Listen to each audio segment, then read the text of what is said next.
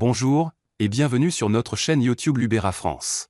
Je m'appelle Marcus Cobelt, je suis le fondateur et sélectionneur de Lubera et aujourd'hui, nous parlerons de feijoa.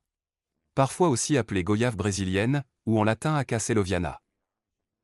Ce sont un peu les noms qu'ils portent. Le feijoa appartient aux plantes de climat normalement disons subtropical, même tropical, il pousse donc par exemple au Brésil, au Paraguay, en Uruguay et en Argentine, mais il peut également pousser dans des climats nordiques tempérés. Il supporte donc jusqu'à -5, maximum -16 degrés environ, et ici dans cette tentative, je suis dans le nord de l'Oregon sur la côte ouest des États-Unis, nous testons et comparons la résistance des variétés lorsqu'elles sont exposées à des climats plus durs, nous observons donc quelles variétés y résistent le mieux, voire pas du tout. Nos collaborateurs le font ici, nous le faisons en Suisse et ensemble, nous arrivons à des résultats. Je me trouve ici devant la variété Nikita, qui est une variété particulièrement résistante au froid, si on la compare à la variété surnommée goyave ananas que nous vendons.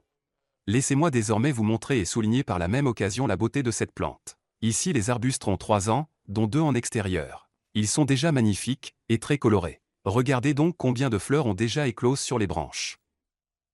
Vous pourrez également regarder les fleurs de près par la suite, quand vous les verrez, vous comprendrez également pourquoi elles ont été construites de cette façon. Les Aca seloviana sont pour la grande majorité, dans la plupart des cas comme ici aussi, stériles. Ils ne peuvent donc pas être fertilisés à partir de leur propre pollen, et ont donc besoin de pollen d'une autre variété. Plantez donc au moins 2 variétés différentes, par exemple une fois la variété que nous avons juste ici sous les yeux, la Nikita, et une fois la variété de goyave ananas l'une à côté de l'autre, ou alors 2 autres mais toujours 2 variétés différentes, de sorte à ce que la fertilisation puisse avoir lieu.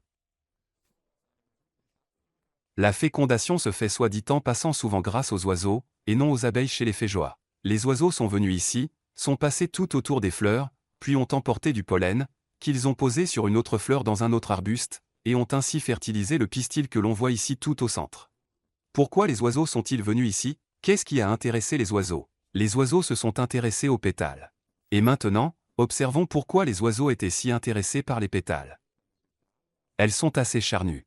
Nous les enlevons tout doucement, de sorte à laisser les étamines pour que le fruit puisse se développer quand même. Maintenant, nous y goûtons. Plus sucré qu'une confiture.